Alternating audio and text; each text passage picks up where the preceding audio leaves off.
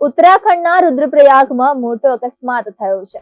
મુસાફરો ભરેલી બસ અલકનંદા નદીમાં ખાબકી છે. ઘટનાને પગલે એકનું મોત થયું છે, જ્યારે 7 લોકો ઈજાગ્રસ્ત થયા હોવાનું સામે આવ્યું છે. રુદ્રપ્રયાગના ધોલતીરમાં મુસાફરો ભરેલી બસ નદીમાં ખાબકી છે. આ ઘટના બદ્રીનાથ હાઈવે પર બની છે. હાલ રેસ્ક્યુ કામગીરી શરૂ કરી દેવામાં આવી છે.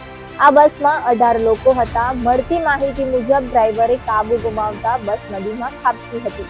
આ બસ રાજસ્થાનથી આવી રહી હતી. અકસ્માત બદ્રીનાથ હાઈવે પર થયો હતો, જ્યાં ગોલથીર નજીક બસે નિયંત્રણ ગુમાવી દેતા અલકનંદા નદીમાં પડી ગઈ હતી. અકસ્માત સમયે બસમાં મુસાફરો હતા. બસ ટેકરી પરથી નીચે ઉતરી ગઈ અને સીધી અલકનંદા નદીમાં જઈને પડી ગઈ.